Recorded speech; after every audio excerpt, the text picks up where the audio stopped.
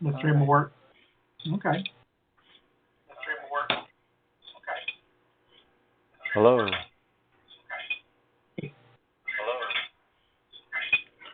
All right, and that's that. Looping. All right, so the audio seems to be working. I pulled it up on my cell phone and had the classic feedback loop as it started to Feedback. copy itself. Feedback. Anyway, I'm being silly. Have you ever seen the video where there's a streamer who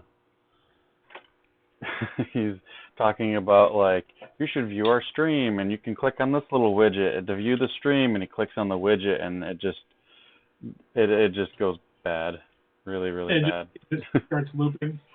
Yeah, and he's like, oh my god, and it's like, oh my god, over and over again. I was dying laughing. Was it intentional? No, well, I'm pretty sure it wasn't, at least. That's even better. Alright, so I am going to start off by taking the x-axis off and unmounting the rails, putting in T-slot nuts, and... Are you going to start with rather than the rotating nuts? Yeah, I'm taking the rotating nuts out of the rails. Okay.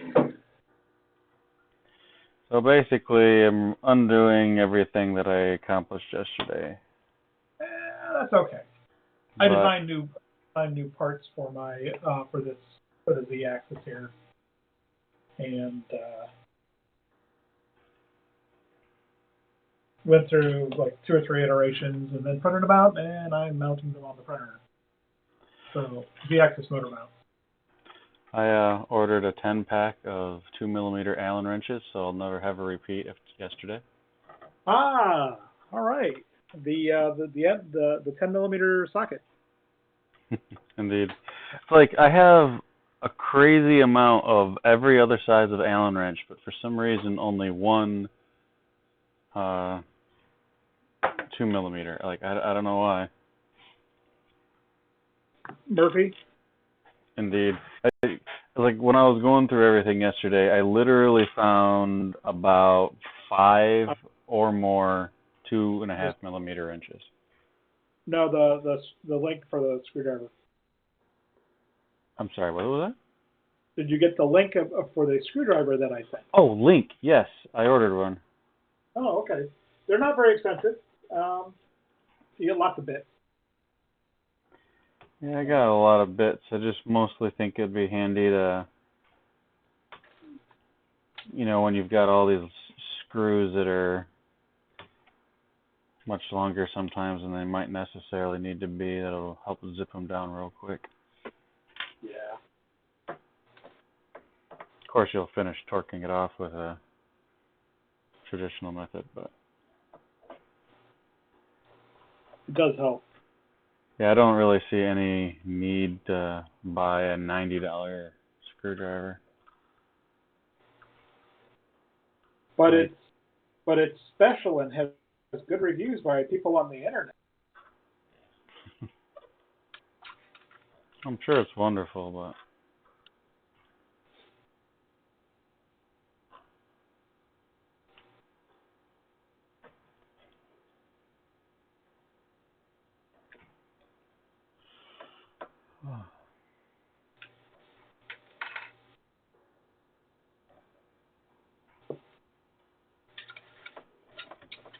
How important is this bracket?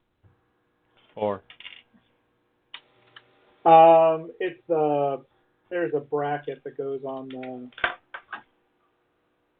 this, and I've got the thing I didn't adjust for is the 2mm offset that I would have needed, or I lift the either that or I put it back on and I lift the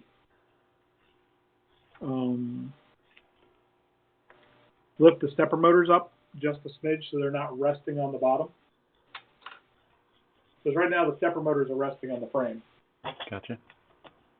So the bottom is square with the frame, and then they're clamped to the uprights.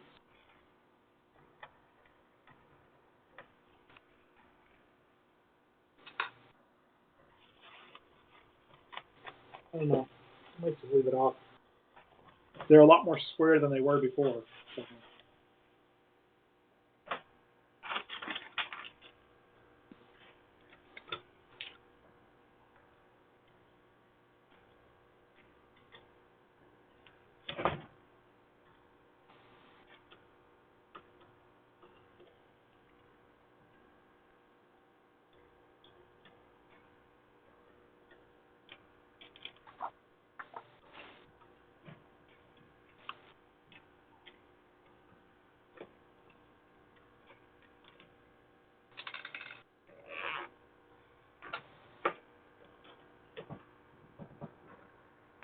I don't know if we're going to get anybody else. There you go. Oh, if not, then it's all right.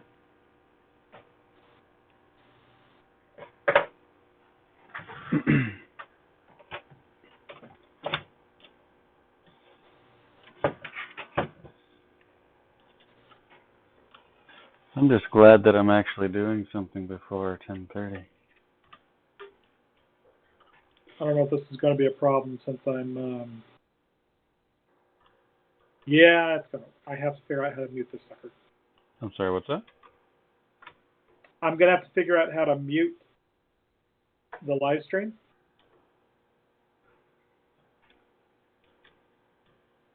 Or maybe I don't. Oh, that's right. There's a delay. You're hearing me. Yeah, I hear you. I'm not listening to the live stream myself. Okay. So now you're taking it all apart. Yeah. That's okay.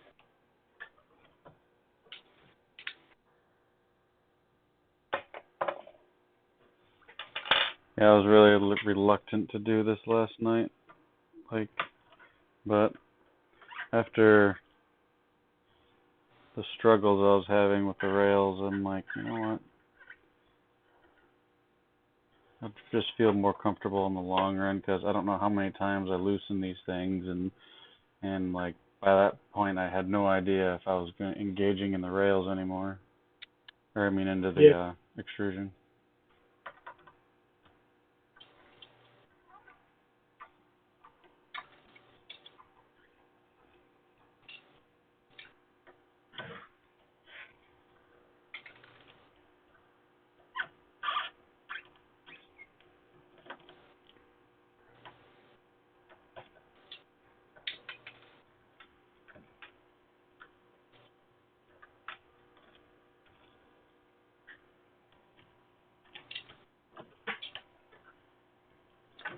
Well, at least all the lessons I keep learning the hard way here are going for a good cause.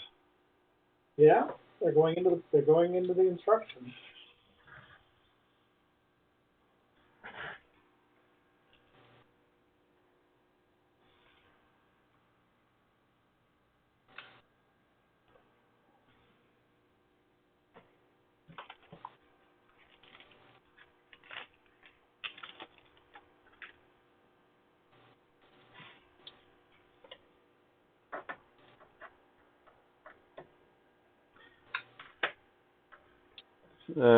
I think probably 90% of the footage is of dubious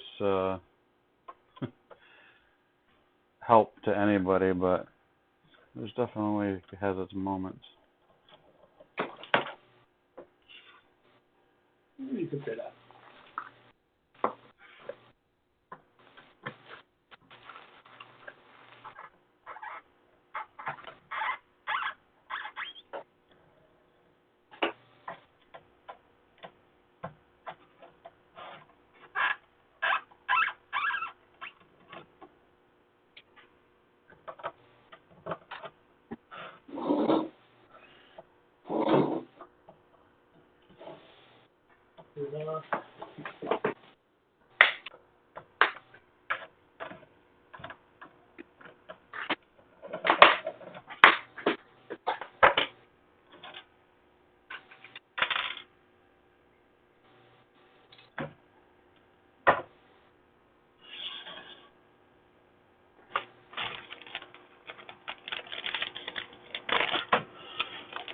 There, I've disassembled in 5 minutes what it took me 2 days to assemble.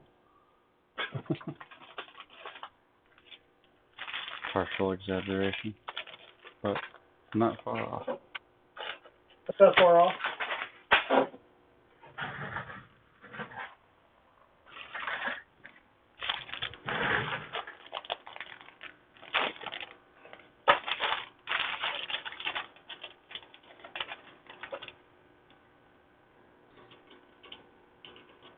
Okay, good. I didn't somehow magically buy the wrong size nut.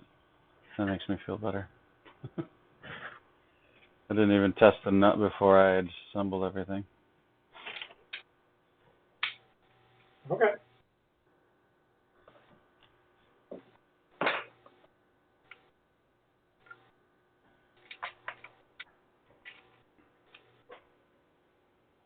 I'm going to turn off that other printer. This one needs to have a fan replaced. If you're doing it for the live stream, I don't hear anything really. Oh, I'm doing it for my sanity. Gotcha.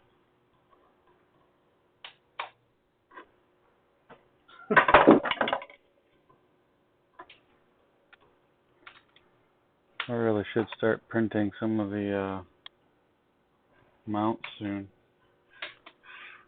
Yeah.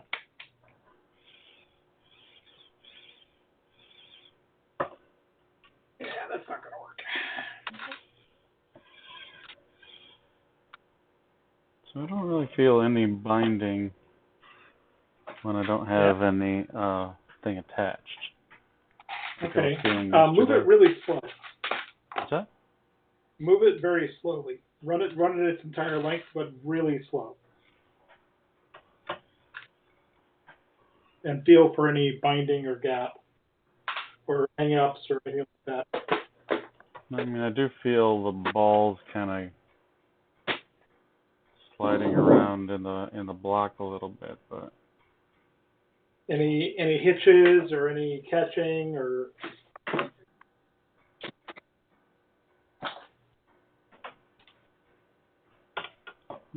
not really. I mean, I would say I wouldn't be surprised if it could be a little bit smoother, but it doesn't really seem too terrible.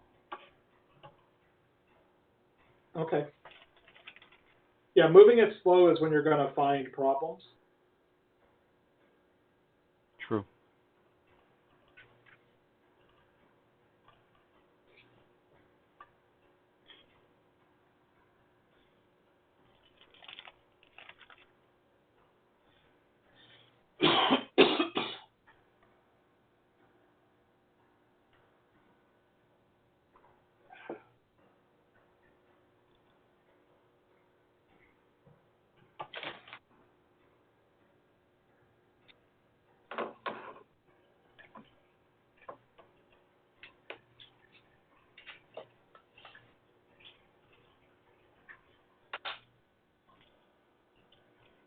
So how's your CR10 project going? I just got the Z motor mounts. I had to create new ones, so I put them in. So they're all mounted up, and the Z motors are in place. And now I got to finish redoing the X-axis, the crossbar,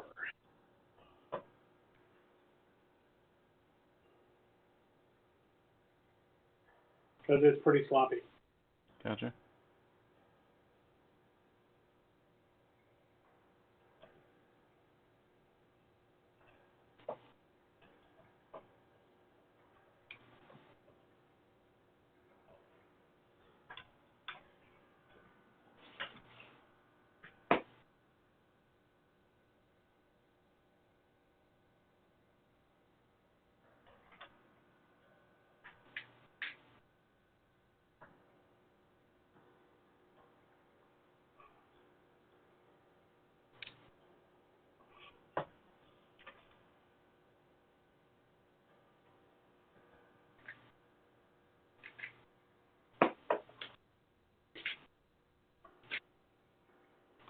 Apparently my stainless steel ruler is slightly magnetic.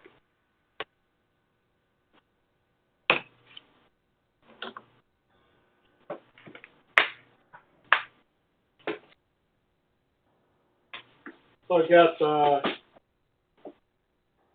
Time Machine is sending me my order of I got another Hemera coming. Does that make 3 or 4? That'll make 3. But this one is going to go on the CR10S5. Gotcha. Is that the one that you're selling to your buddy, or is that a... Yeah, I figure I'm just going to go ahead and put a Hemera on it, and putting the SKR Pro 1.1, upgrading the whole machine to a 24-volt system. For a machine that was supposedly good to go, you sure are doing a lot of work before you give it to him. Yeah, he's not super into 3D printing. He just wants to print big stuff, so I kind of want to set him up for success. Gotcha. Yeah, I figure if I do more and better to start with, I'll have fewer service calls. I mean, if Ivan Miranda's anything to say about how good the Hemera is at printing big, it's pretty good. Well, I ordered a Volcano kit too, so I'm going to put a Volcano on it.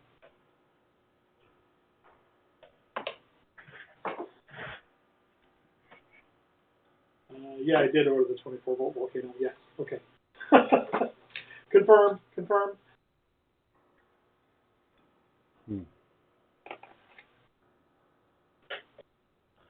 I wonder if they really sell that many 12-volt Volcanos. I don't know, but they're out of them.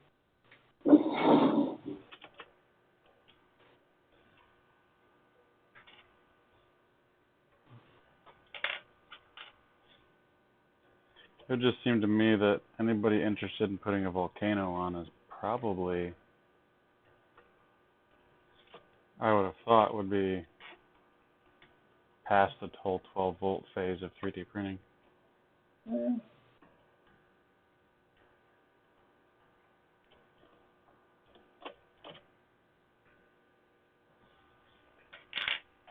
Hard to say. People, you know, I've seen people throw the 12-volt Volcanos on an Ender 3. So there you go.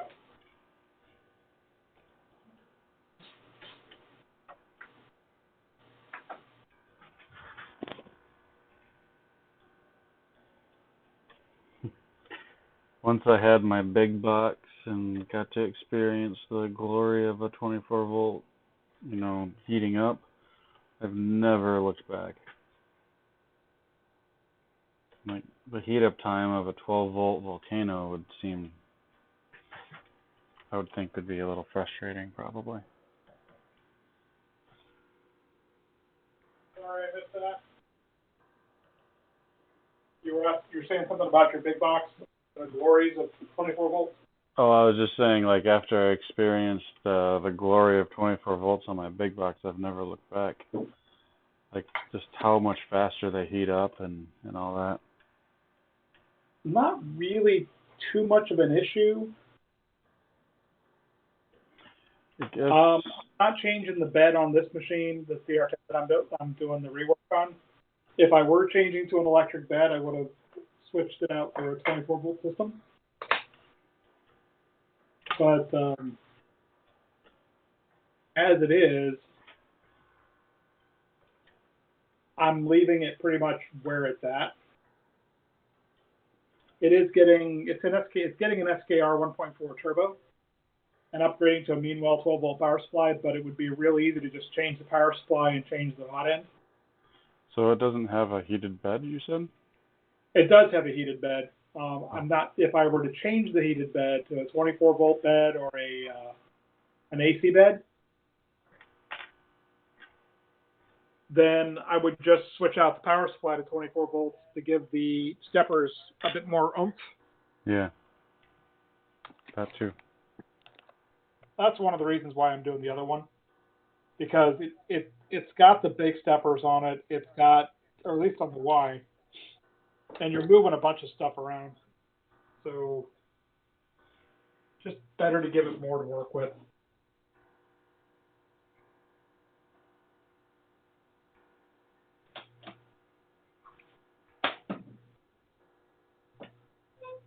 Okay. Now I've got carriage leveling blocks to install.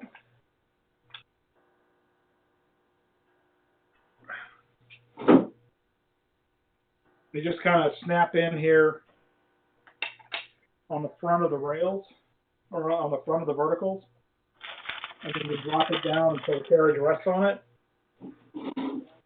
And it sets you can use it to set your level. Gotcha. Or your parallel, you're making the bar parallel to the bed.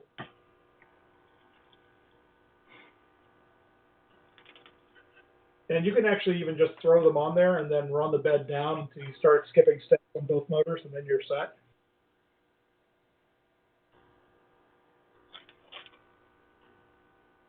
So usually what I do is I run it all the way down till they're blocked. And then I just make sure that I've got about an equal amount of tension and then about the same step point on both of the steppers, and then I loosen and snug up the crossbar. Gotcha. And once that's done, you're pretty much set.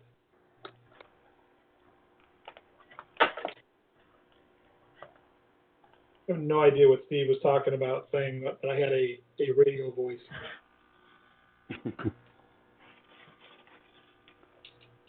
I certainly don't. I certainly don't feel like I've got one.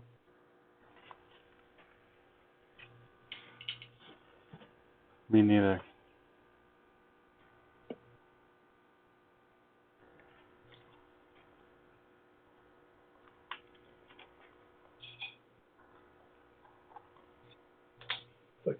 My wheels are disintegrating. No, they're not. They just pick up, unless you're grounding all the bits.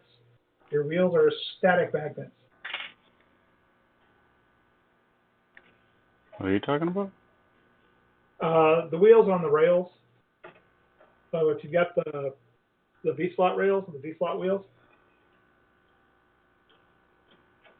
and people see stuff building up on the wheels, and they're like, my wheels are bad. And it's like, no, your wheels aren't bad. They're just picking. That's all dust. Just wipe it off.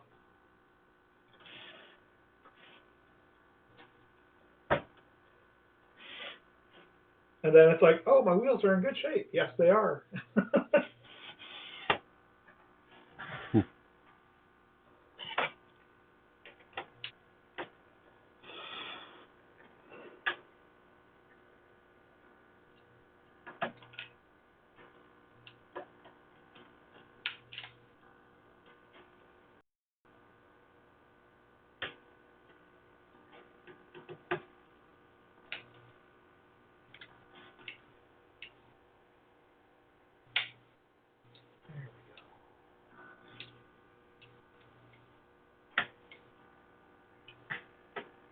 I really don't know what was going on with the audio yesterday. It was really bad. Yeah, but it's better today, right? Yeah, I think I spent some time thinking about it, and the only thing I really had done was I changed the audio or default audio on my laptop to my headphones so I could watch a short video before I started the live stream. Yeah. And OBS Studio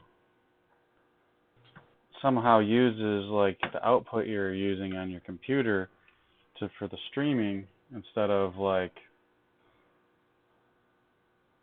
I don't know. I mean, I don't know the details exactly, but something along those lines. It creates a virtual mixer. Yeah. But then for some reason it feeding back, and then apparently whatever audio you have set up on it, it doesn't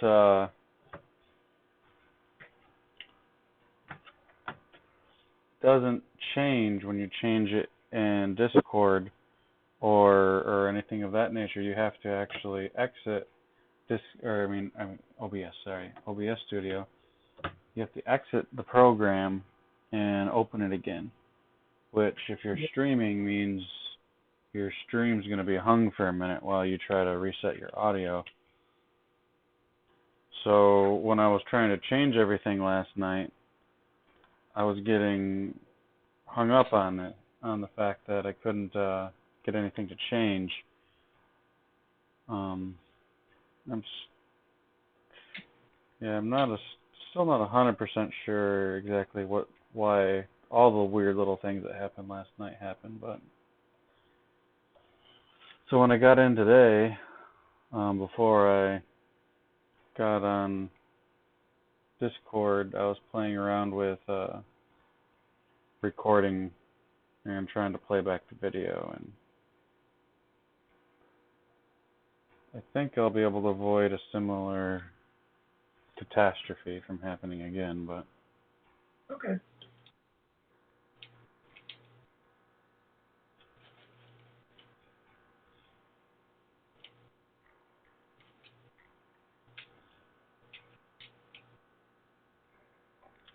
yeah, my voice was feeding back into my own headset about 3 times louder than you and Josh were talking. Yeah, that's not good. Yeah, it was really difficult to communicate with you guys because I can't. If my voice is coming back at me for some reason, it just shuts my brain off, and I'm like, I can't talk because sound bad.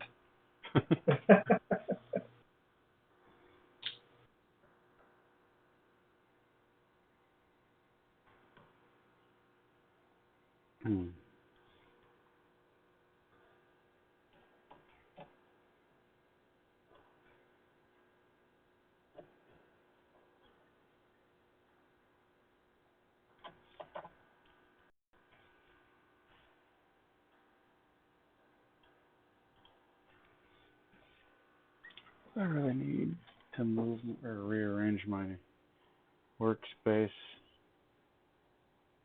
There we go.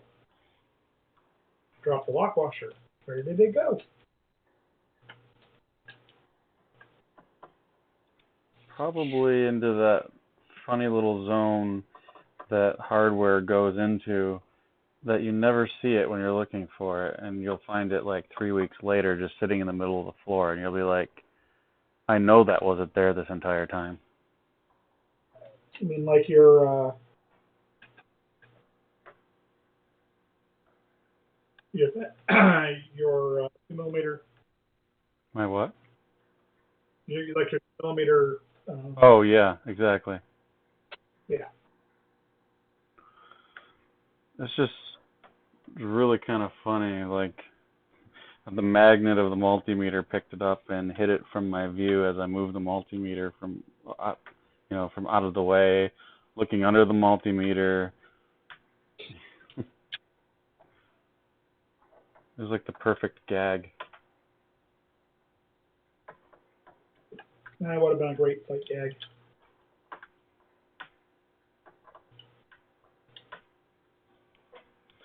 All right. I am. Oh, whoop. Gotta put the corner back on here. I am nearly back to where I started before I tried to, or where I was before I started today. Well, that's good.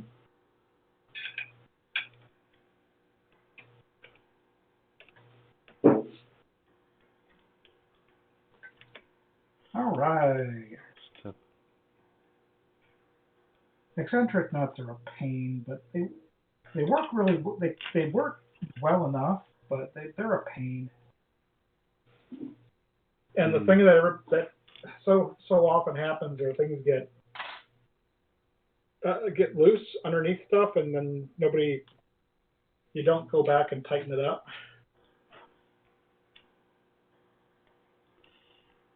I can't say that I've used too many eccentric nuts outside of work. We use them to justify Rails. Yeah.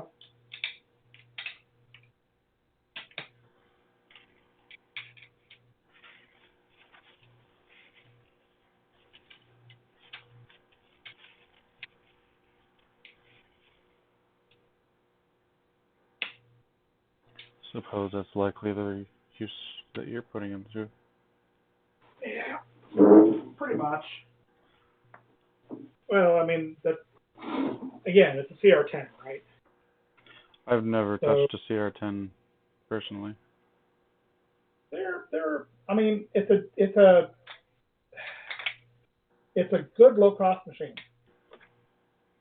Yeah, I have a friend who has one, but I've never actually messed around with it.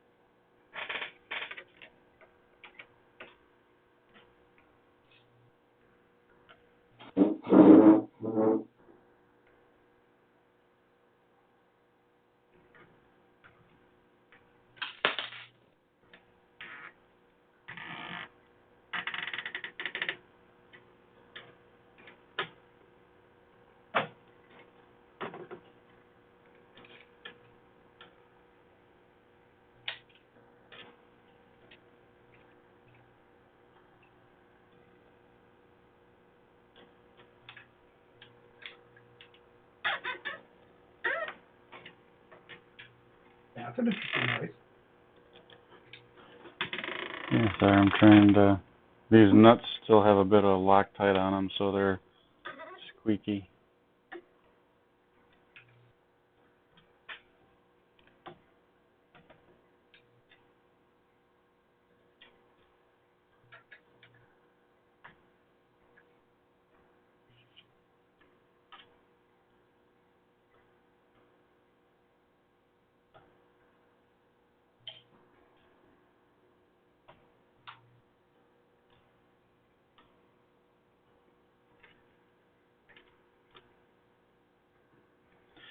Alright.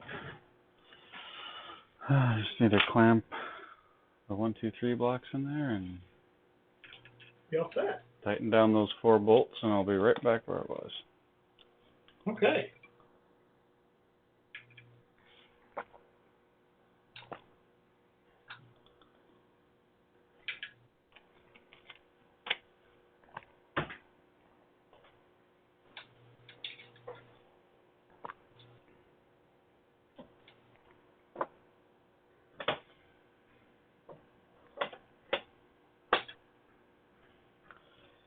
I don't know if Josh designed it this way. I think it's just he got really lucky, but these 1, 2, 3 blocks fit absolutely perfectly underneath the rail at the exact right height when you have the just the corner brackets in there.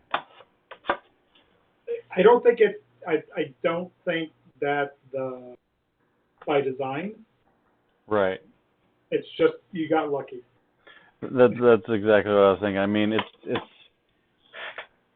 I can't see how he could have possibly designed this on purpose. It's one of those serendipitous things.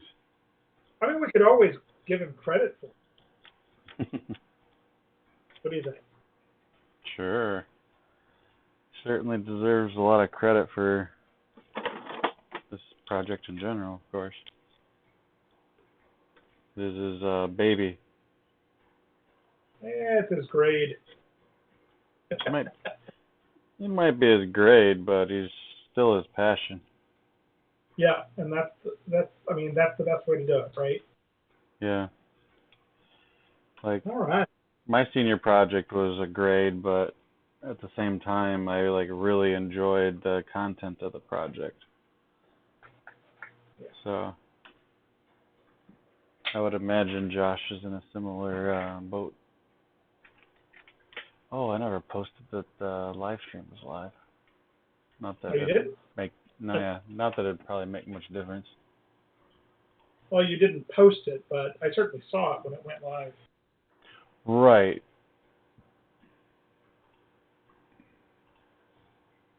Yeah, anybody who subscribed would see it, but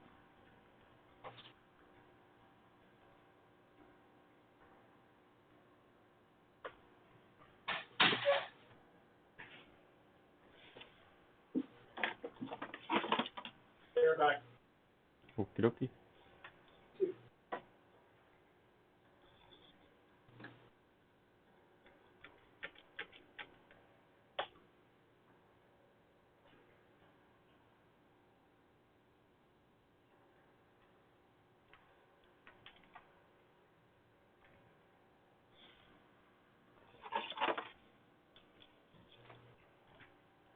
Gravity check.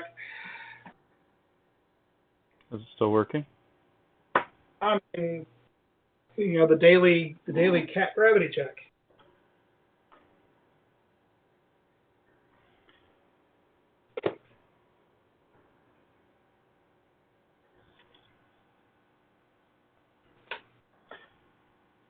Push the remote on the floor.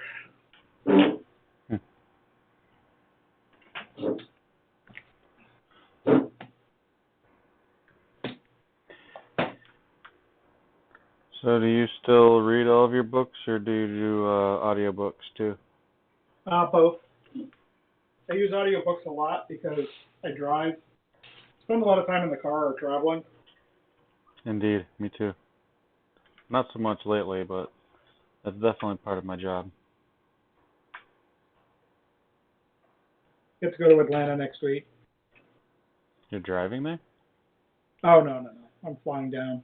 I was gonna say that. Thought that'd be like about 6 hours is about where I draw a line, maybe 7.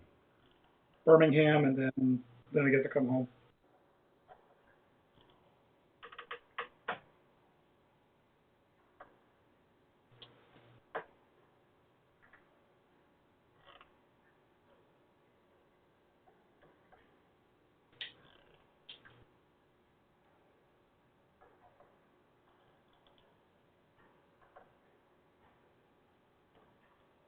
Yeah, I've spent the longest I've ever spent on any one project. And this? Yeah, my current project at work. No, I'm at work project. Oh. Yeah, it's just been crazy. I've been working on this project since about, I almost want to say in like July, August latest, and we still haven't even shipped it yet. So there's going to be all the support, field support that's going to follow. But luckily, this happens to be about the closest possible place we could have conceivably shipped a machine. So. Okay. What kind of machines do you make? I work for a company called International Wheel and Tire. Oh, they're like wheel balancing and mounting machines and stuff like that? That is exactly correct. We do automation for Ford, Chrysler, or the people who are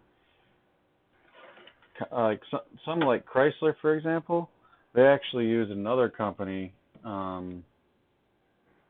to assemble all of their wheel and tire and balance them and whatnot, and then they actually have the main plant connected to this other company's plant. I'm not entirely sure why they do that, but I guess if the wheel and tire area goes down, holy crap! So What? all that binding I was feeling yesterday is gone. Yeah, instantly, huh? Yeah, I don't know if it's just because of the T-nuts or what, or just the fact that I disassembled and reassembled everything. But it is butter. Yeah. What's that? that could very well be it. Yeah, I'm excited that this is feeling so much better now.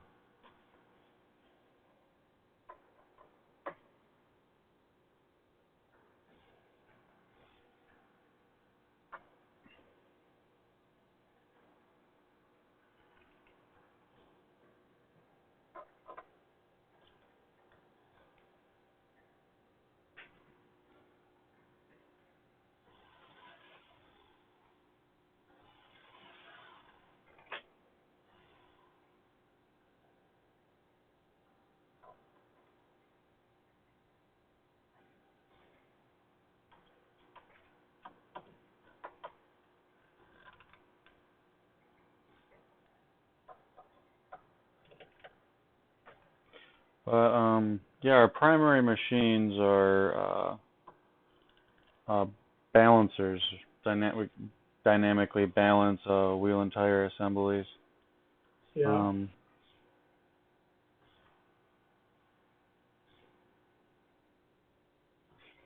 And then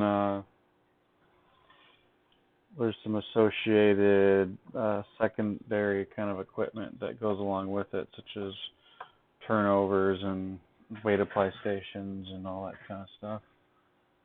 And then we also do, we have got robotic weight apply that I was part of inventing, where, are you familiar with stick-on segmented weights that go on the interior of the wheel?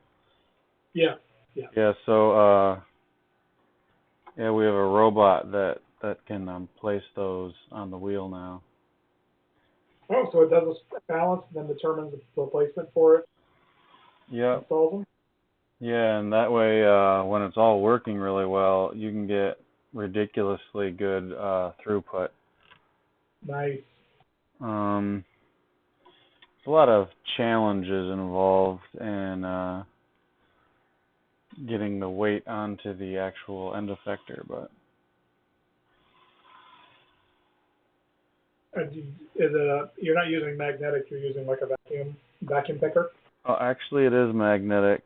Oh, feel in it?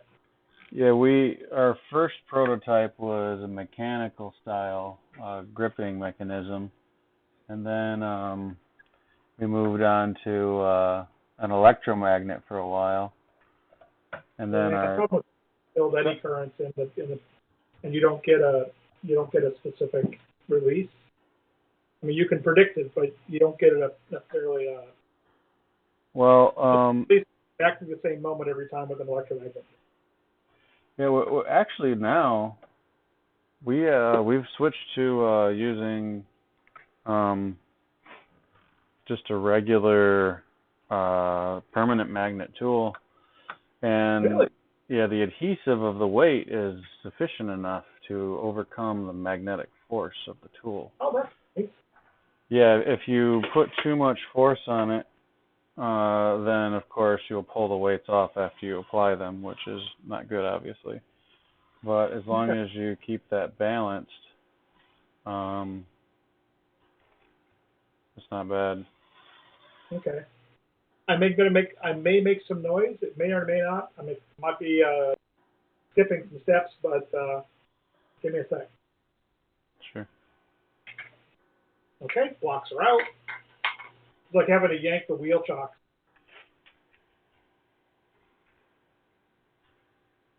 Okay, these 22/8 are freaking quiet.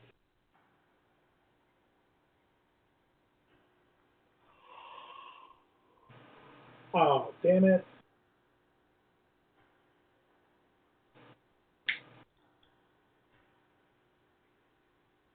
Oh, you're kidding me.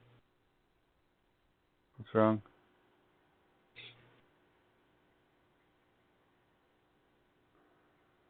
Oh, these pictures are a lot nicer in the build manual now. Yeah, Josh did a lot of good work on that. Indeed. So all the binding is gone and everything?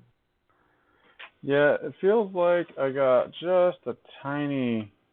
Oh, wait, hold on. Maybe that's because it's dragging. Let me see.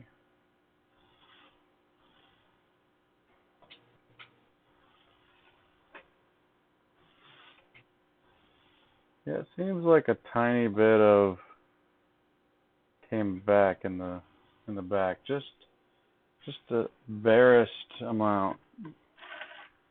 After I tightened down the rail. Yeah.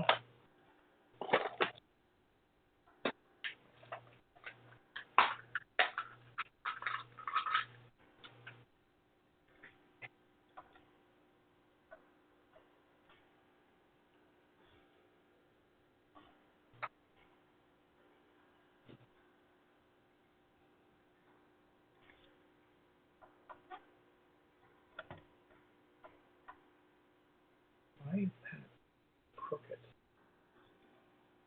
Oh. Okay, I'll fix that. But why is that crooked? And it's ever so slightly crooked. Not even a lot crooked. It's just a little crooked. It's the clearance hole of the mounting bracket. I think I forgot a step that I was going to do. Let me undo these bolts here on one rail. Yeah. I forgot I was going to try to make sure one rail was nice and perpendicular with the extrusion. And then once that one was good, I was going to tighten down the other rail. Yeah. And I completely forgot I was going to do that. I tightened both rails down at the same time. Okay. And of course, there was at least a 0.5 millimeter of skew in the rail from start to finish. Oh, that's enough.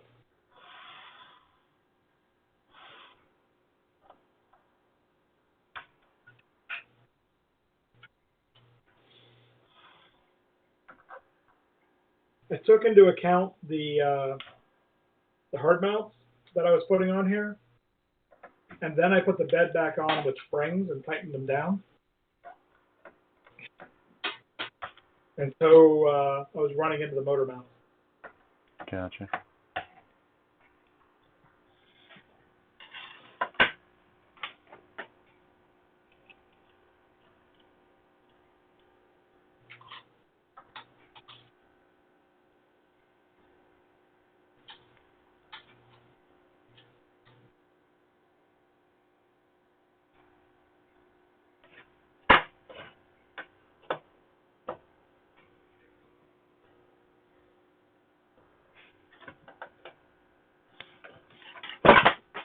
Oh.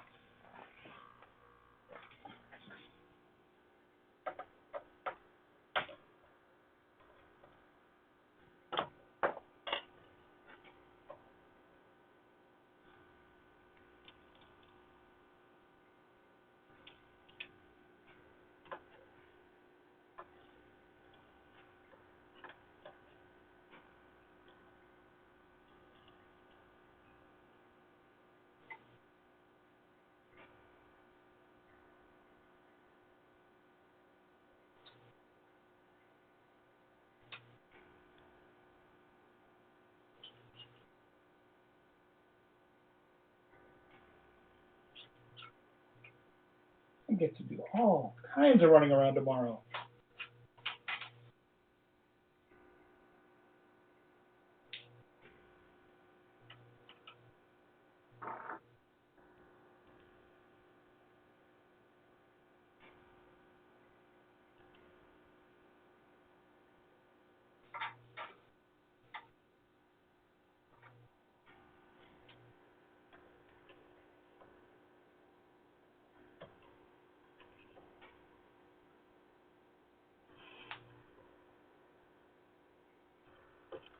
Looks like it's together easier for you this time.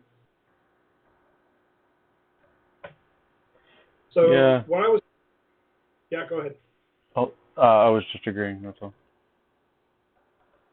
So what I was thinking of doing is making a rail centering alignment clamp, or a fixture that the extrusion drops in, that you clamp around the extrusion and the rail, and it has a fixed side. And you clamp 3 of them onto the rail and then tighten them up and you're good. and you tighten them up in the order that you need, but you do the one rail first, and then you use the carriages to bring the other rail into alignment. Indeed. Yeah, that's sort of what I got going on here. Okay. I set the calipers so that the caliper can't move at the moment, and then I'm set it to the distance I wanted, and using that as an alignment tool. Okay. It's not quite as good as an actual jig or something, but yeah. I'm going to tighten this rail down and then see how good I did. Whether I succeeded at what I was trying to do or not.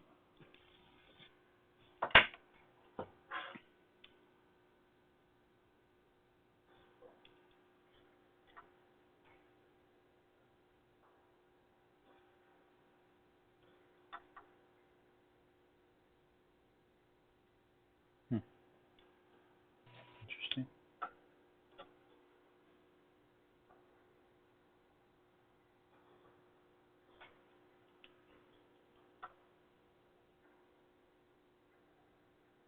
Well, all right. We'll just have to deal with it.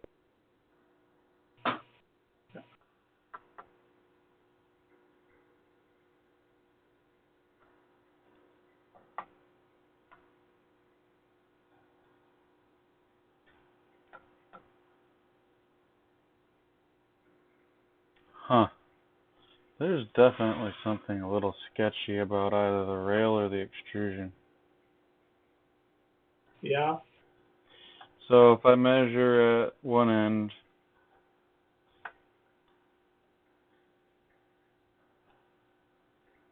try to zero this out.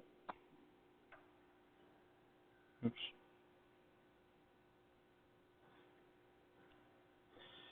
So I'm putting the calipers on the rail and then I push it down until I hit, and I got 3.33. I go to about halfway down, 3.61. Go down a little further, 3.59.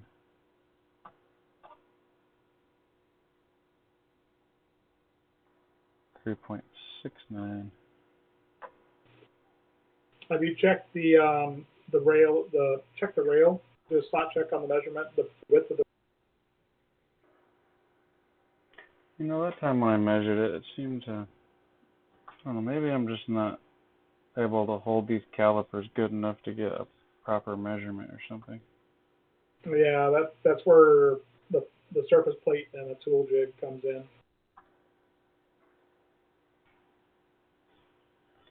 Just a second ago, it looked like I measured a spot that was a fair bit different than what I was trying to go.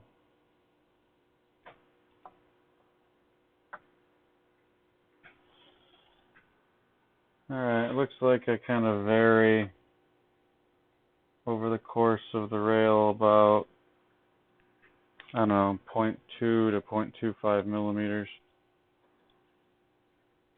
And if I square the other rail up to it and the carriages are square to the rail or to the blocks, then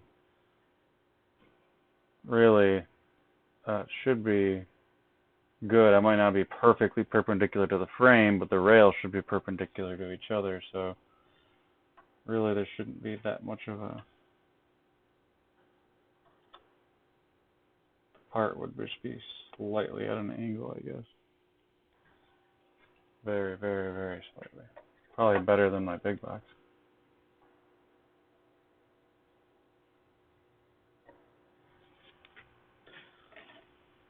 Oh, I'm not going to try to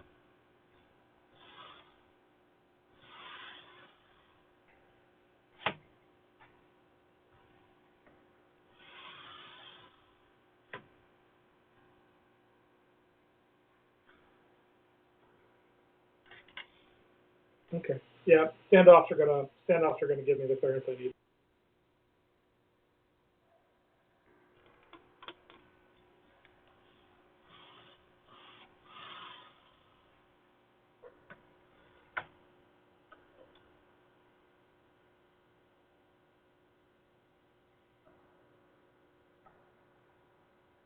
So I'm running a bed mesh right now, and that'll give me an idea as to whether I got the either the bed level or the rail.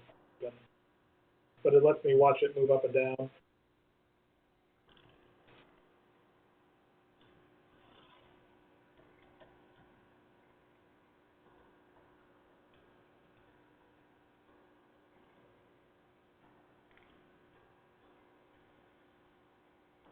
And I'm doing a 5x5 with a 2x2 interpolation.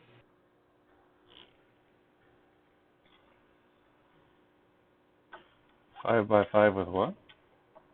It's just the way you do it. You build your mesh. So it's a 25. I'm probing 25 points on the bed. Hey, it's Gotcha. 11 o'clock.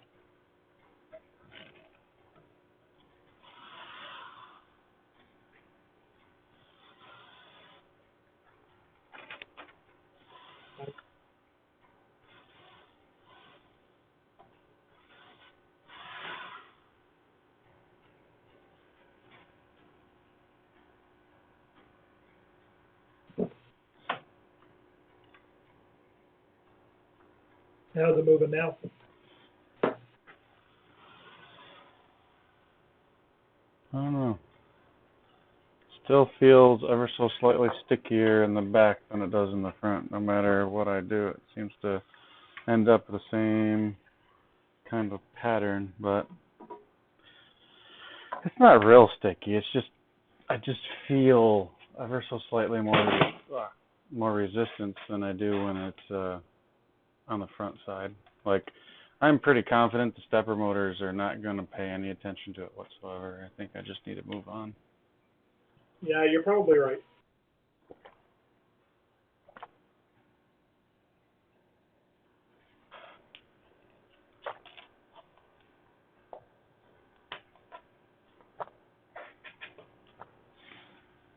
Oh yeah, this bed is totally hosed. No, I'm just looking at the way I've got in it. I don't have any kind of actual measurement on the bed. I just kind of eyeballed the screws. Oh, guess what the next step is? What's that? Belts. All right. I mean, Yeah. like I said, I completely eyeballed the screws, and the total variance on the bed is a 0.5 millimeter. So it's not great, but it's not as far off as I thought it was. Yeah, it's not too bad.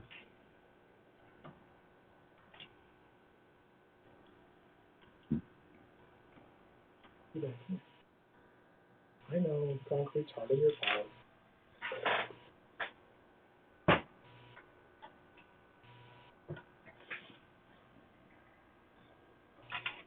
Probably pretty close to the point where I can try to print something.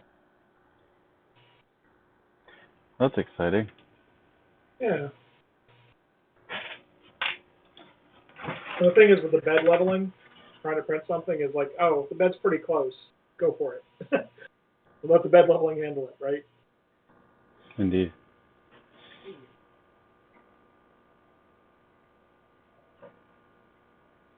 I just need to get some filament for it. Give me here, Rick.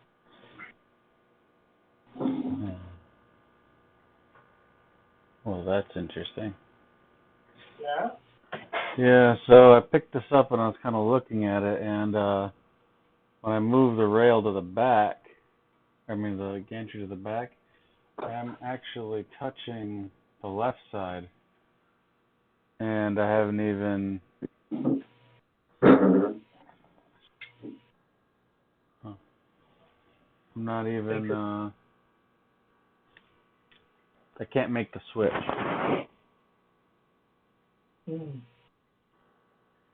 Oh, you can't hit the switch? Well, I mean, I can force it, but pretty much the answer is no. So Oh, dang it. that means I get to realign the carbon fiber again. Ah. Okay. Boy, this more finicky than the big box, that's for sure, as far as getting everything aligned.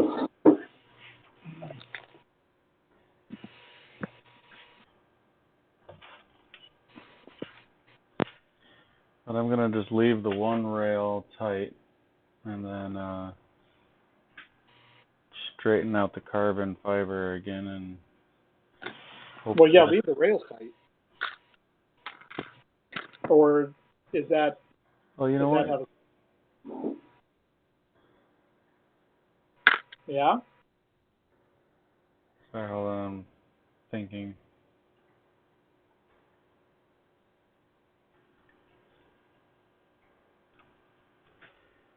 If I left the rails tight and skewed the carbon fiber, then it definitely would not be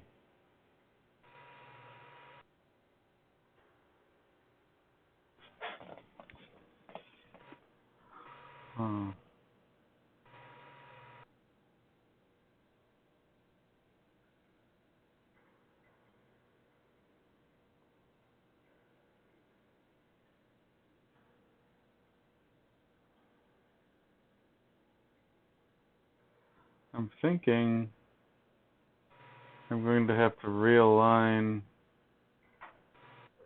the x-axis after. Oh, yeah? Well,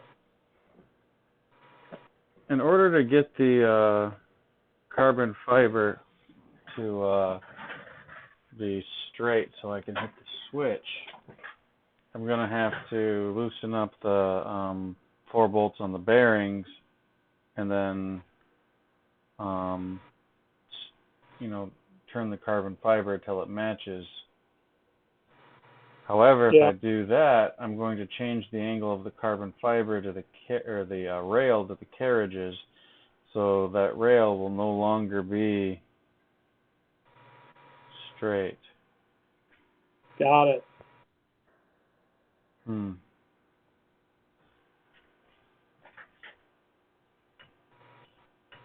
kind of weird though. Like I noticed that I had a little bit, tiny bit more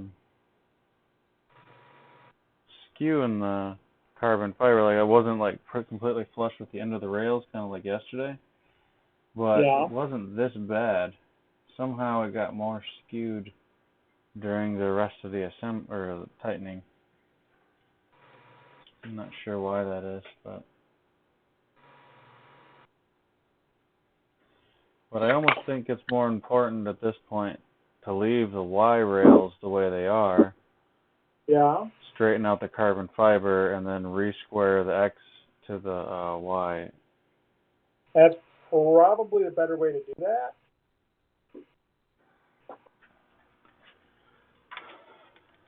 The really annoying part about it is it's a lot of fiddly bits.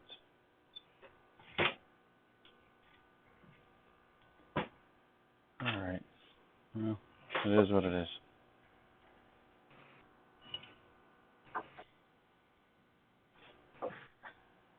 Okay. Did you lose it already?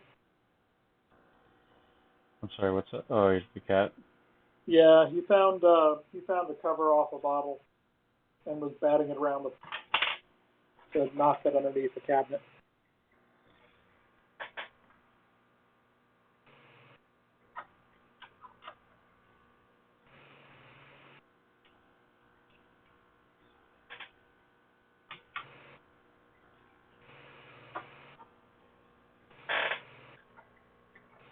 Ah, darn it. Oh well. I got to invert the signal on my filament sensor.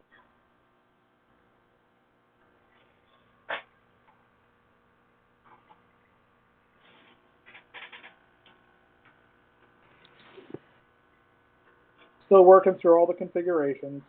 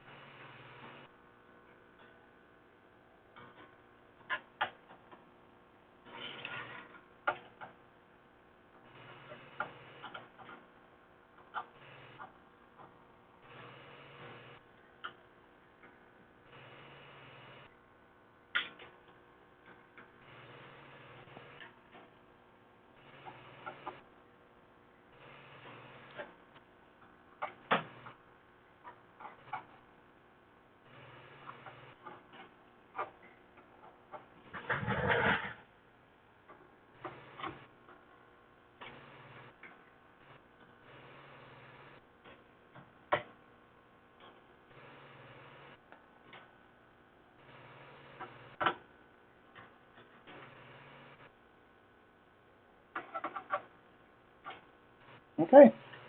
Filament run out.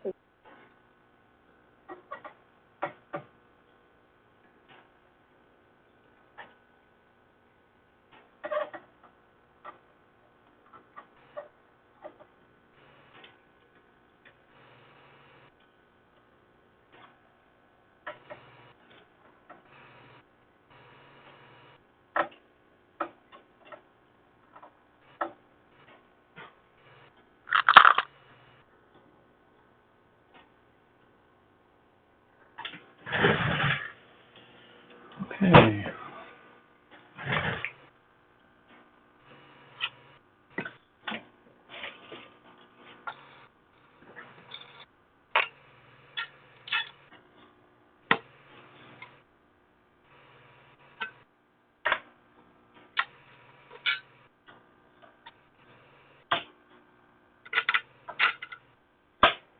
I hope this is the last time I have to attempt an alignment on this. I think once you get that done, you should be messing with the tools. Say that last part again? So once you get that done, you're pretty good until you start messing. Yeah.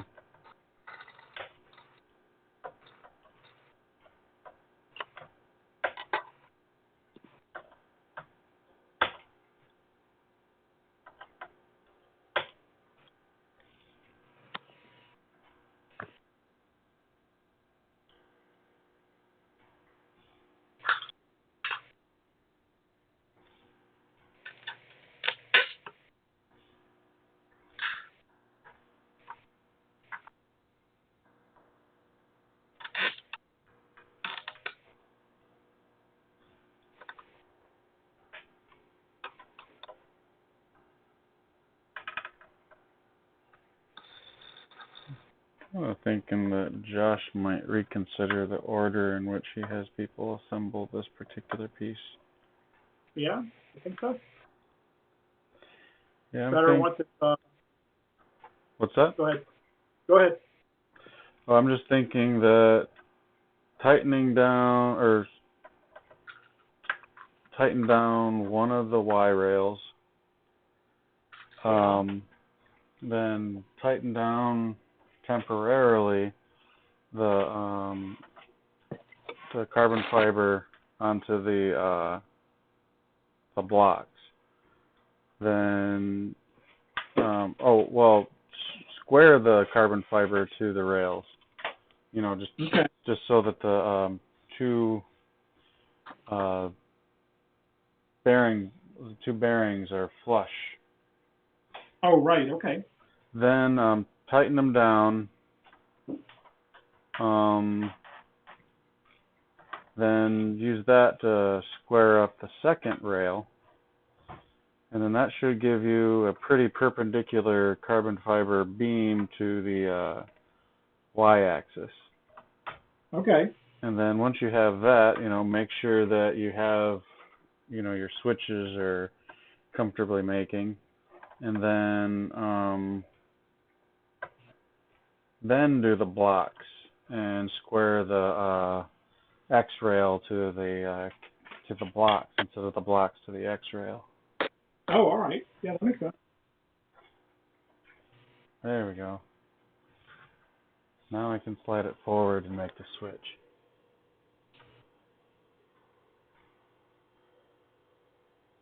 Don't try to get up here. See, now I'm square on the back side. Okay. As square as I am on the front side.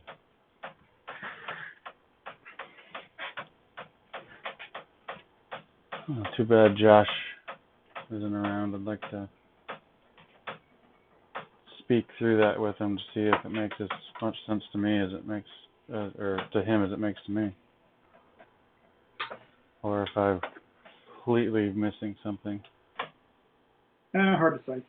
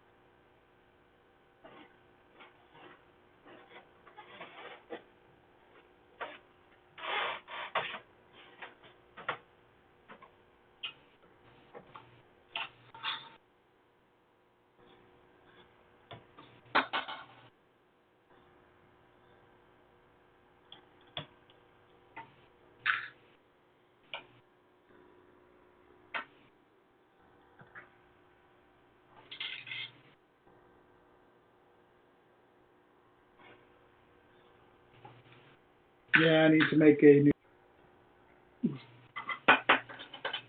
bed heater for the thing. Strain relief, that's the word.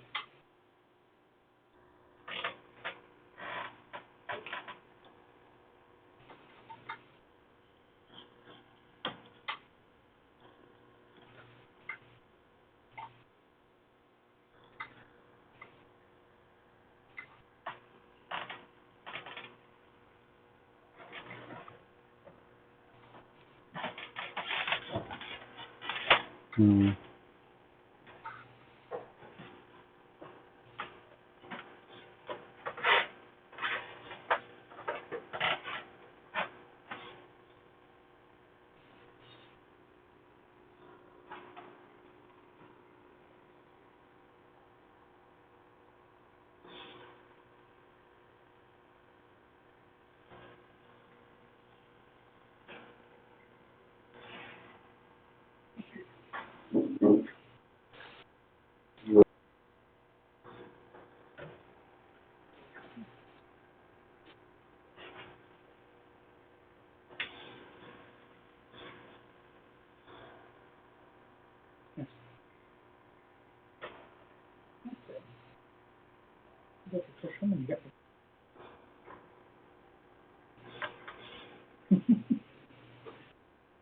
This by the else, the other one. What was that? You kind of broke up there. This is Levi's alone time because all the other cats are. So he gets to come out and spend time with me. Gotcha.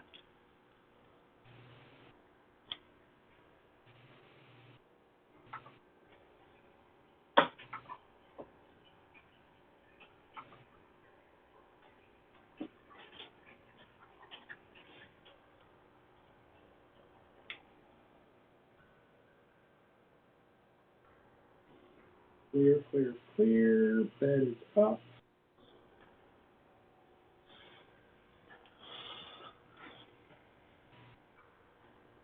It's just watching all the kinematic.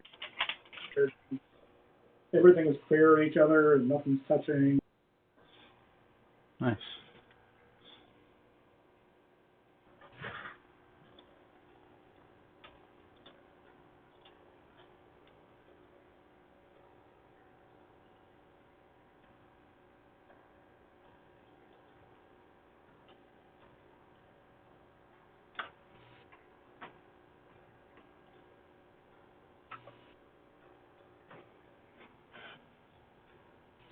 All right, we run a bed mesh real quick. I just took the springs out and put the hard stands in. Gotcha. Yeah, I took the springs off my big box almost from day one.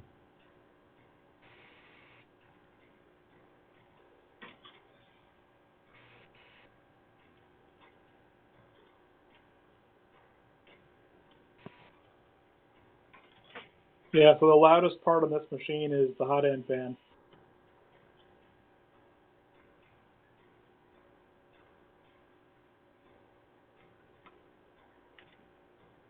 Yeah, that tends to be just because of how small the fan by necessity, or how small that fan is by necessity, and how many RPMs it has to go in order to be useful. You know, I mean, I pretty much if I'm using a hot end fan, if I can get away with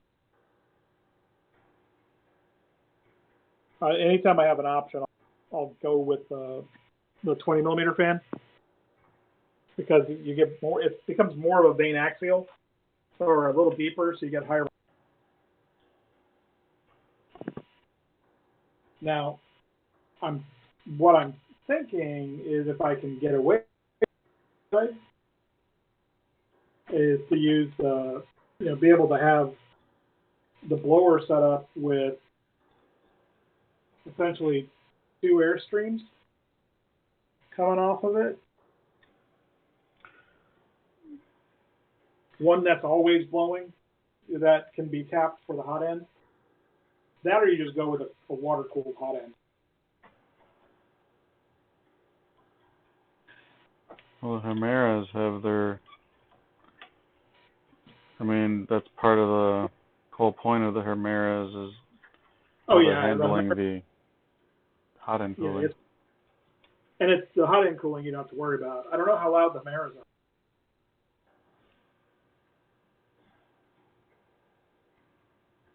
I think the fan's bigger than what's on the V6. Yeah. I haven't really looked at it that hard, but I think it's should be less annoying. Okay. I'm guessing though. I have not heard it in person yet, so.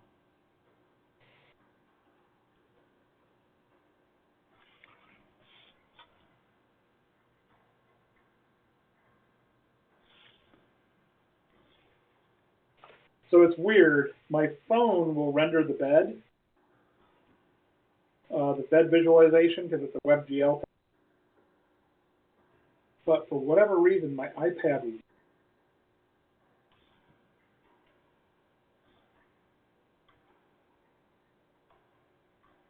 Okay, so the bed's got a high spot.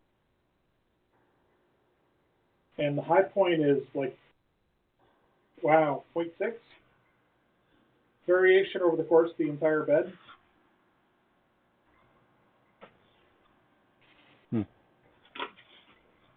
But the bed is hard mounted down. So either my spacers are bad,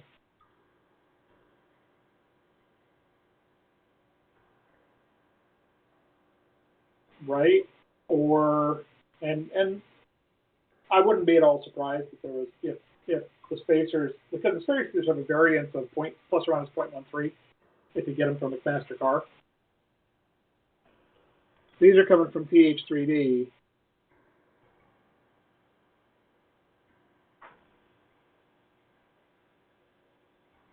So, I mean, I suppose if I really wanted to see if it was a spacer, I'd swap the two front and see if the high spot moves. Every time I hear spacer now, I always think, spacers! Spacers! Yes, because Ivan is a trip. He's in Spain, right? I believe that is correct. And you got that other guy over. Which guy? I can't remember his name.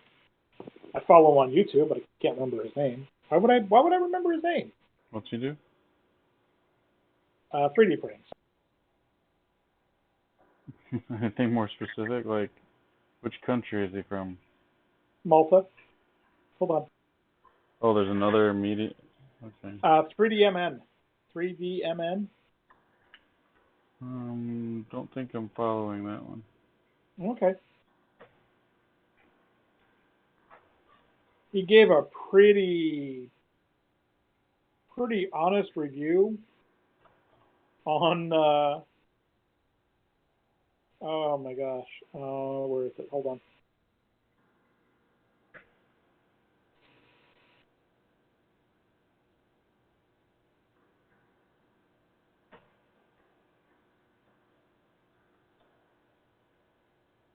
Of course, now that I want to find it, it's like, where is it?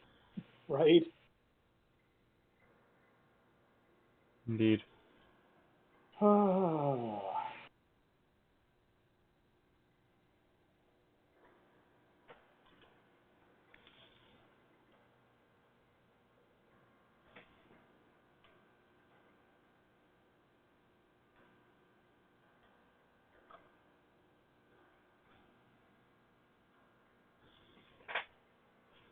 I'd say tightening the rail to the crossbar is probably the least fun thing.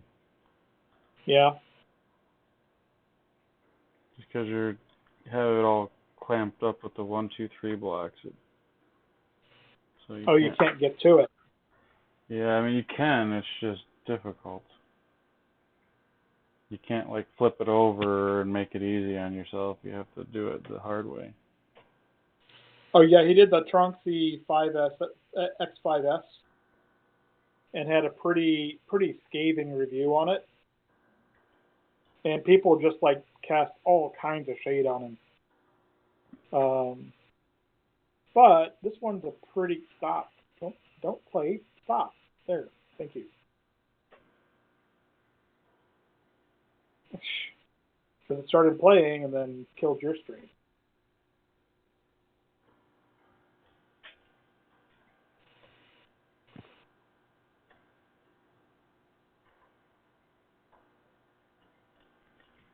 Come on.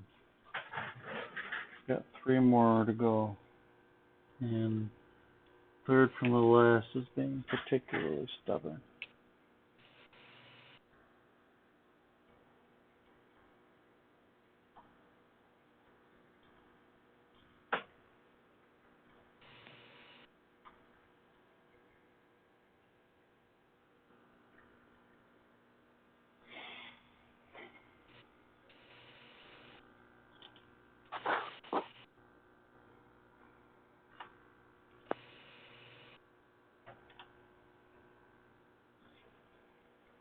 Sending you a link.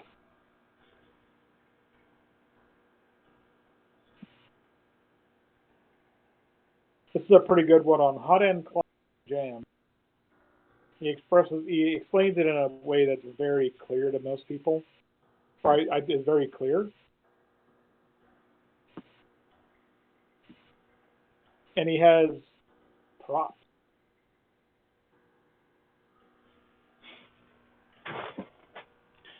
You ever watch CNC Kitchen?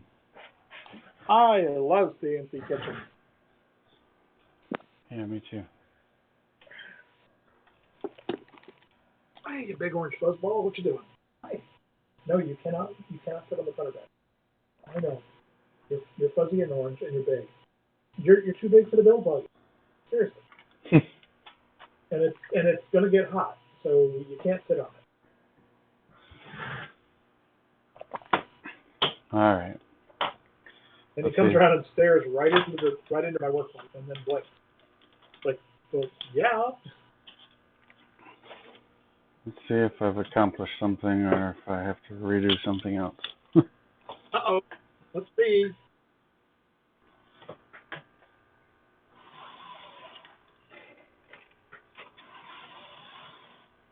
Yeah, everything still moves.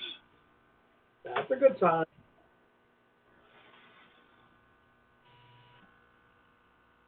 That looks pretty smooth. Yep, X limit switch works.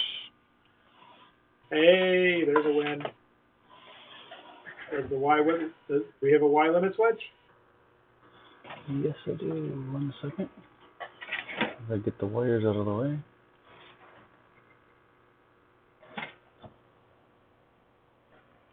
Yes, it does. Y limit switch works now. There's a win. Yay. Boy, that certainly was a lot of work just to straighten that out. That's kind of what I'm getting at, though, like to make sure you're square before you start tightening everything down. Yeah. So you can hit your limit switches and stuff like that before you worry about setting your X rail instead of doing the X rail first. So that's an order of operations item. Yeah, so just as a recap, I'd say tighten, like square up one Y rail to the extrusion. Make sure it's pushed all the way back. Tighten that one down fully. Then it would be a good idea to make sure that both rails can butt up evenly, on the back side first before you start tightening them down. Because if you have like the 3D prints and if you have any kind of flange still left on them or something, maybe the rails wouldn't be stopping in an appropriate location. So that'd be a good thing. Make sure these ones in the back are flush so that when you push the rails onto them, they go to the appropriate location. Okay. Then I'd say measure your rails, make sure they're identical. Depending on where you got them, it might not be a bad idea. My rails seem to be pretty consistent with each other. So then I just basically brought the x-axis all the way down to the end of the rail, made sure they're perfectly aligned on both of them. Tighten down the 4 bolts, square up the second Y rail, make sure again it's pushed all the way back, and then after all of that, and check your switches. And then after all of that, finally use the 1, 2, 3 blocks to straighten the X rail to the carriage. Yeah, because the X rail's got a little bit of slop, but you want the crossbar to be perpendicular to the Y rails. Right. You square up the crossbar, then then you can square up all the rails, and I think that will hopefully allow you to only have to do everything once. Okay. Instead of like me doing it 3 or 4 times. Yeah, well, there you go. Come on. Oh, and just be aware though, the Z limit switch can rub, so as you're moving things around, there's not quite enough room to have it clear as you're moving the table or the stuff around. So just try to lift it up, the frame up ever so slightly when you're moving it, so you're not rubbing the limit switch. What's that? Yeah, I may very well leave it on the. Well, if you do that, you're going to have to space up your 1, 2, 3 blocks somehow. So not too hard. Well, I know it's not too hard. I'm just saying it's just one thing you got to keep in mind if you leave them on the extrusions. Well, I mean the blocks are getting clamped in, right? True, but I think the weight of the block will defeat the clamps if you're using these same little clamps. If you try to use bigger clamps, I'm not sure you'd be able to get them in. So. Okay. There is merit to picking up some of the 4-inch clamps if you haven't already. But now, when I go to do the belts, I'm going to put it up on the extrusions so that I can move it around freely. I'm going to drive lazy Susan when it comes time to do that. That'd be nice. I don't have room for that, though.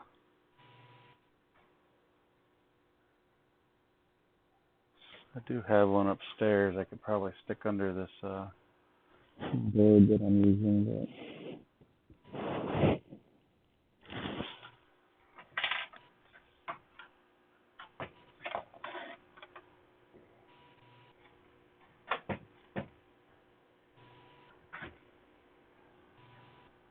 But there we go.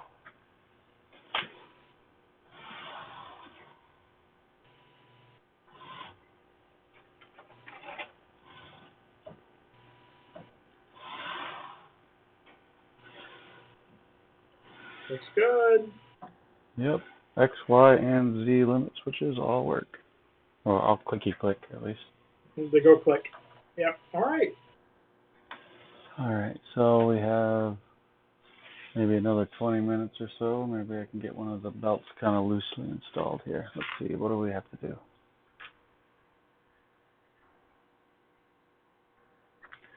Install a lower belt.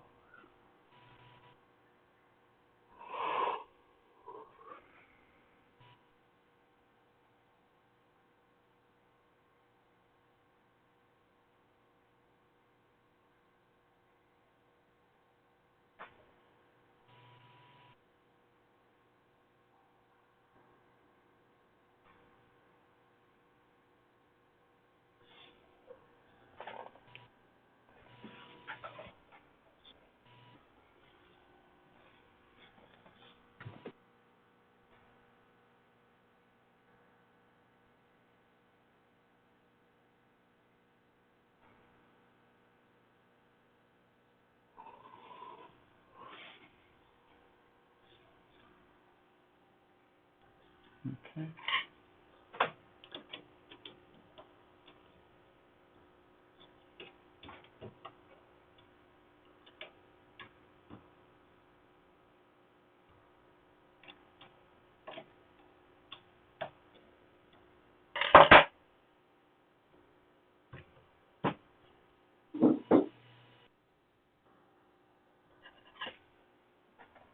All right.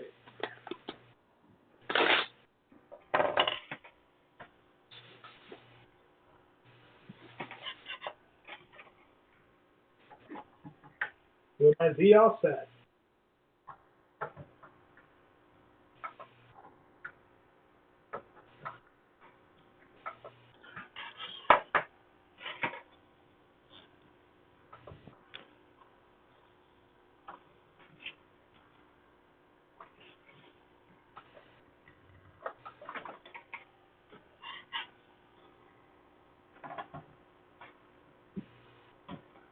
Oh, this stepper diff refusing to want to slide easily for me.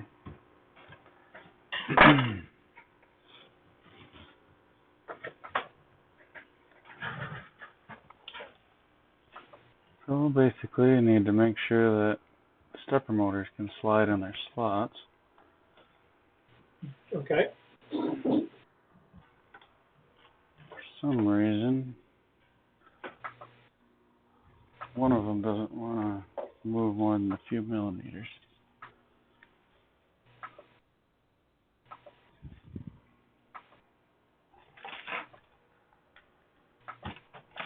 There we go.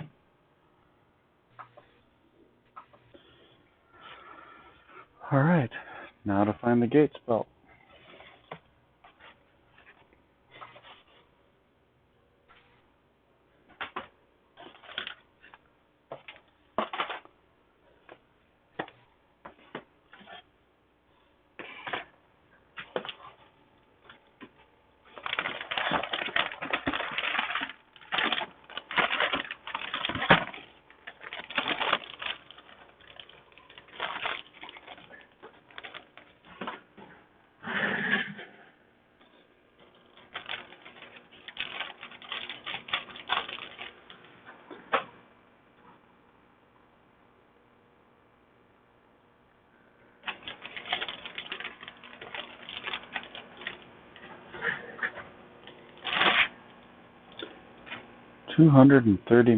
or 2,300 millimeters long. That's Not short. yeah, I think I'm gonna have to do that on the floor.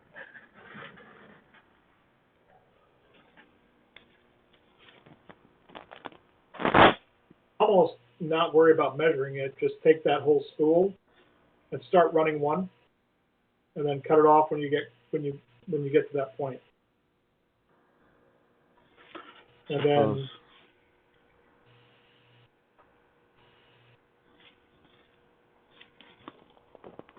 if you want to, I don't know, hard to see all four motor mounts. Yeah, I'm trying to think of how I can make the camera do that. I don't know if you can you rotate the whole machine decrease? There we go. If that fits on the bench. Yeah. There we go. I could almost stick a clamp on the front edge of the bench just to keep it from sliding off. Oh, never mind. You got some space.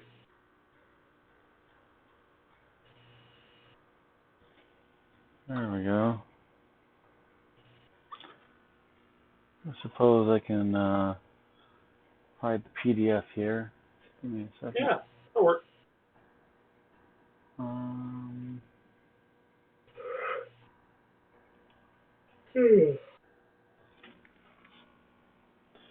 There we go.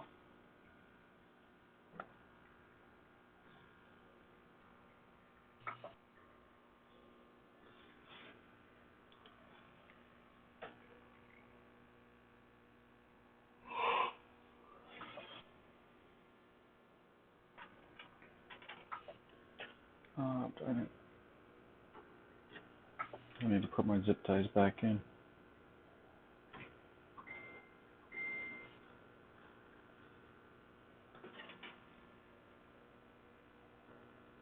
Really do not like this big empty space here.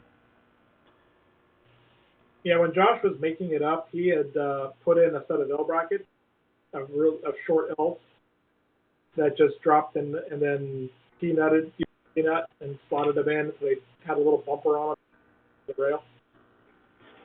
Yeah, I think long term I'm definitely going to put something in here. It is helpful to have this space when you're trying to clamp everything, though. Have you seen did you not get little rubber stoppers on yours? Rubber stoppers? Yeah, there's little rubber stoppers that snap into that last hole. No, I don't believe it sent me any sort of stopper. Okay. At least none that I remember seeing.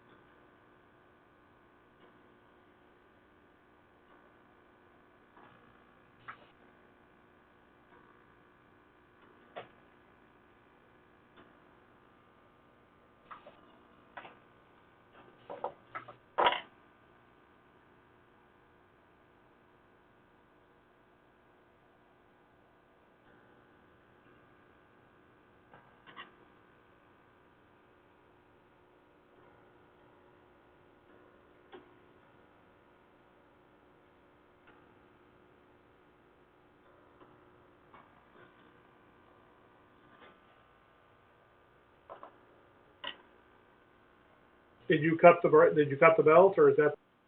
No, this is the whole thing. Okay.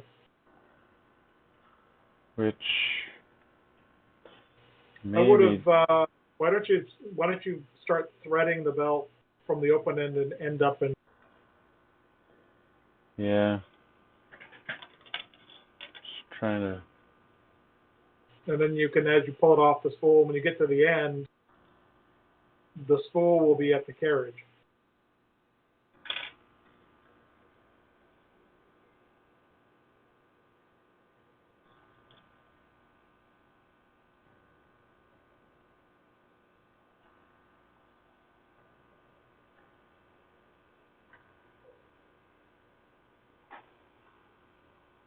There we go.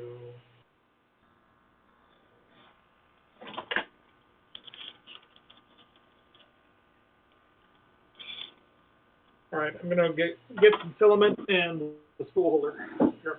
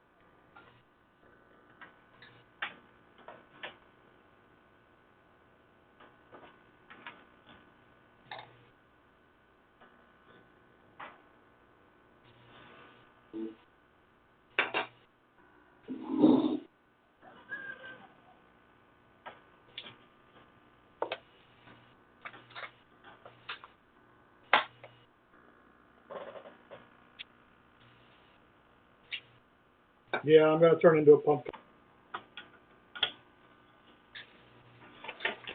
Okie dokie.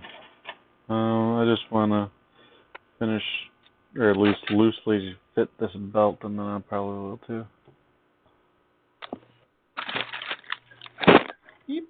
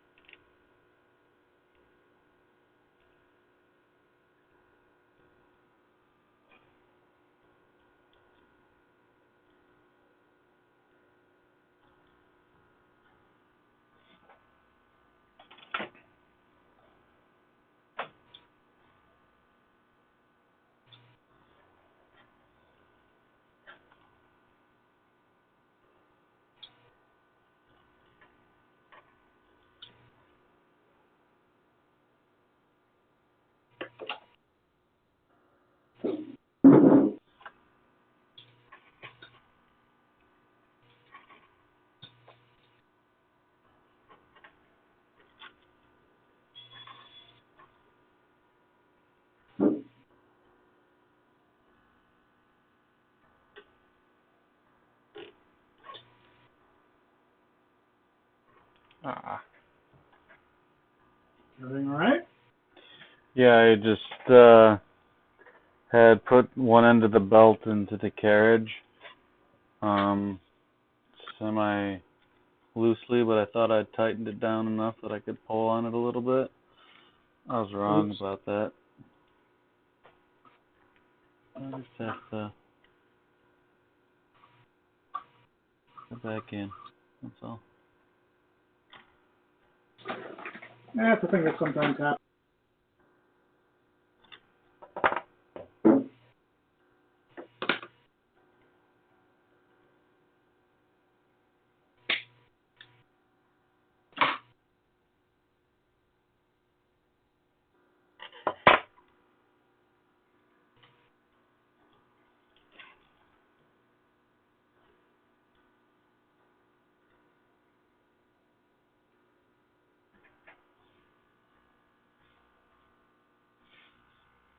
All right.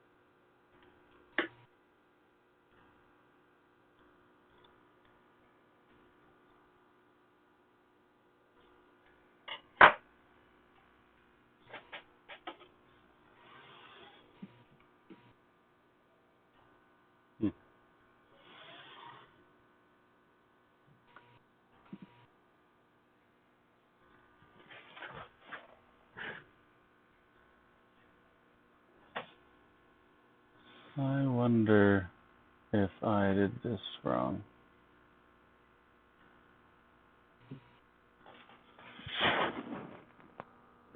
What's that?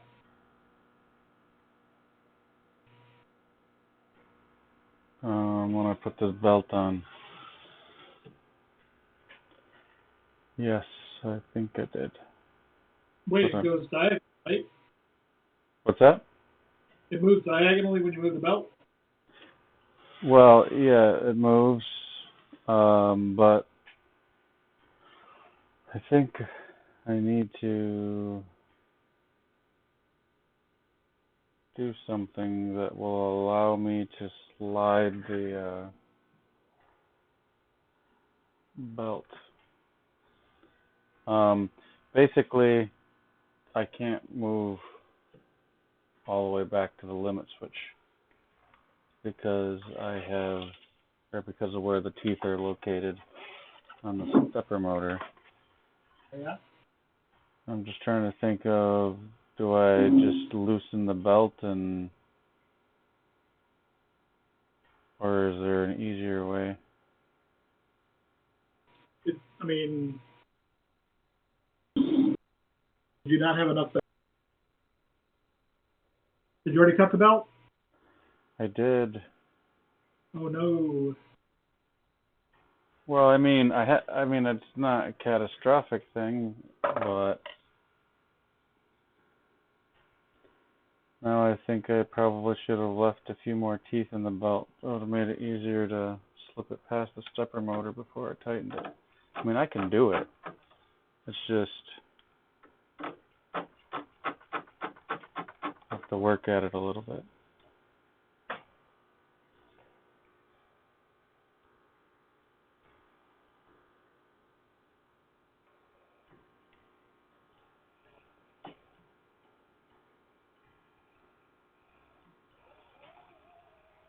Oh, What's wrong?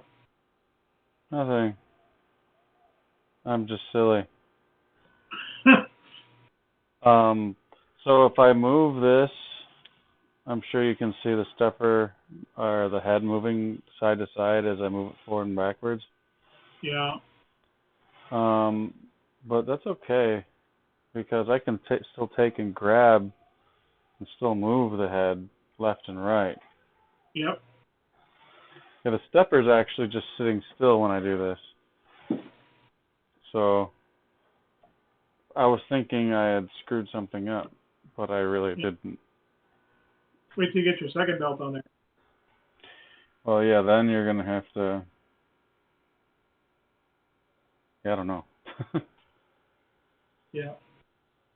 Yeah, because this is like, if you try to move one to one, I don't even make it all the way to the end of the rail before I max out.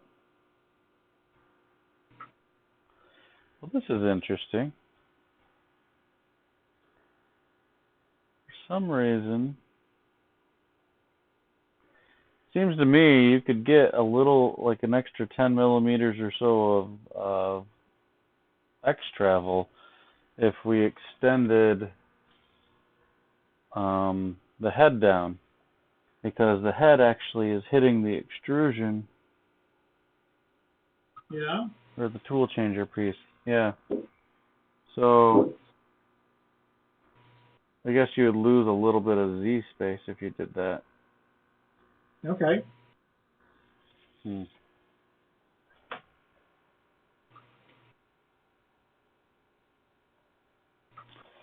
don't know, I kind of want to put the other belt in. It won't take that long.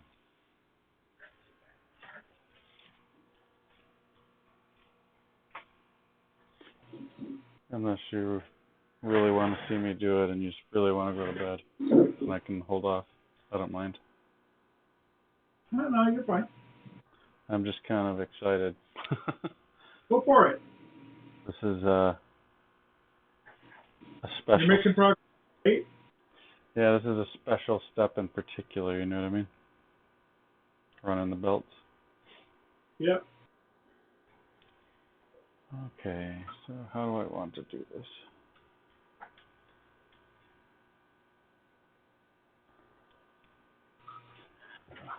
This is the way.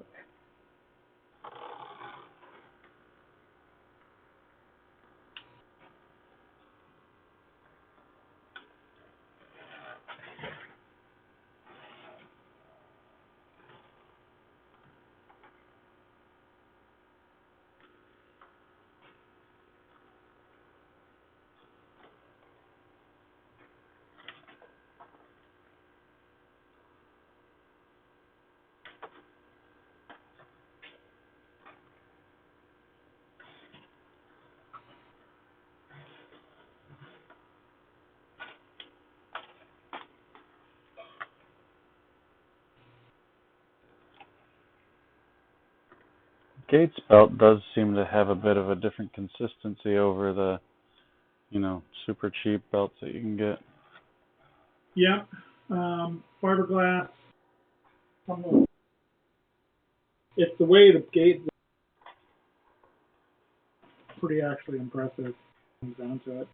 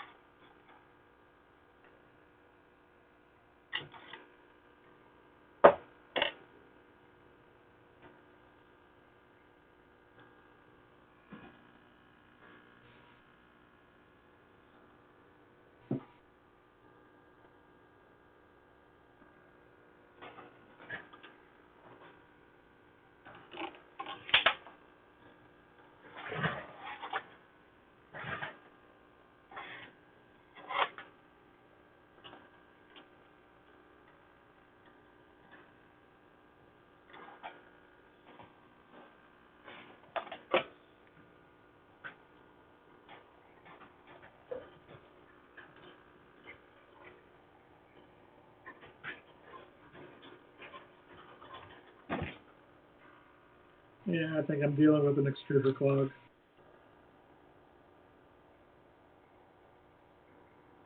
I was hoping I didn't have to rebuild the extruder. You tried cold pull already? Not yet. That's my next step. I also need to get a silicone on this thing.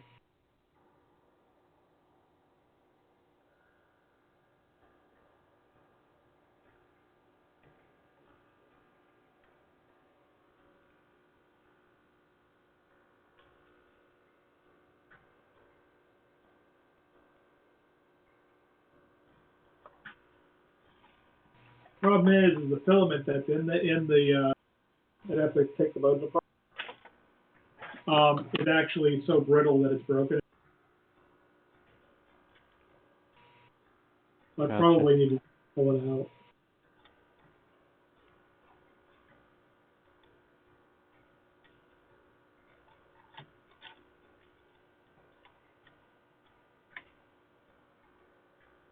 Somebody just joined. Hey guys. Hey. So hopping on for just a second.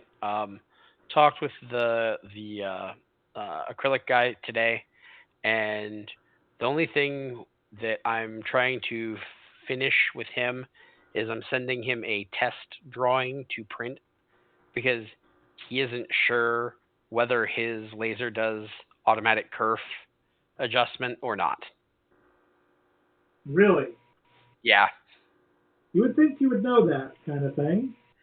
Yeah, that's what I thought, and it's a nice one. It's a company called Kern.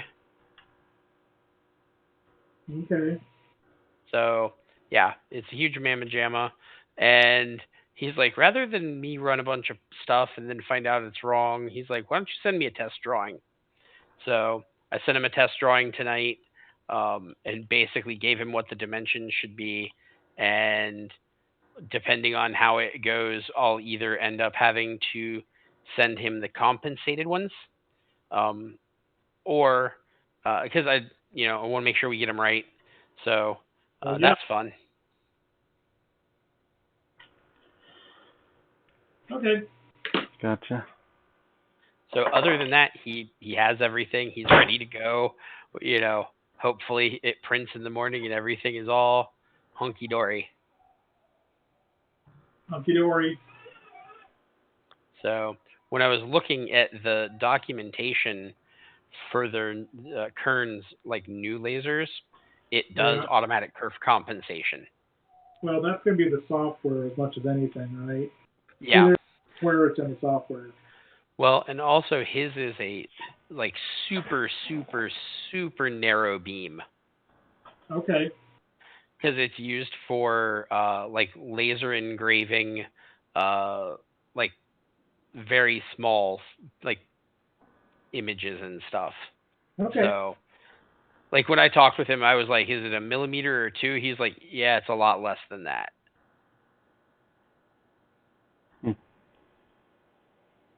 Well, I just got the belts So- onto the CoreXY section.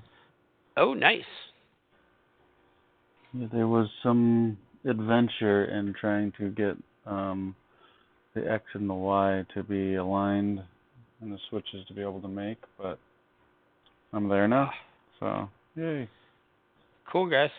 Well, hey, I gotta go die because I gotta go to work tomorrow. Me too. And I will talk to you guys probably not tomorrow night because it's Valentine's, and I'm doing a thing What? in a maker space. Wait, what? Valentine's and such. Oh, Singles Awareness Day.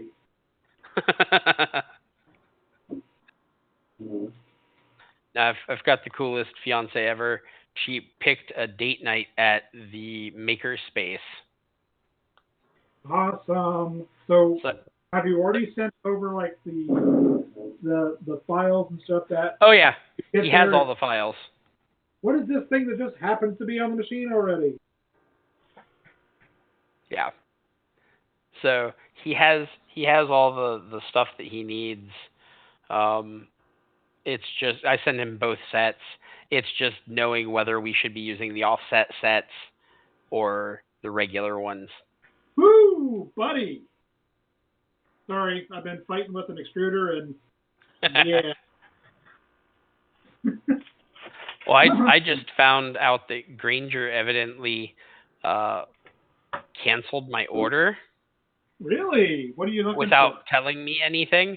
The dowel pins and all that stuff. Okay. I had the same problem with Granger. I ended up getting my dowel pins from Luke. From where? Luke. Okay. Luke's lab. Okay. So I got mine from, I got the McMaster car on a 4x6 with the stainless steel. And then I went to Amazon and got my 60. Yeah. And $10 for 10 of them or 12 of them or something like that. Well, I'm looking at possibly getting the ones from Fabroy. They actually, because that's what Granger carries, and they actually have a harder Rockwell hardness. They have basically a step up from the ones that are specified in our BOM. Okay. These all have a HRC of 60. Okay.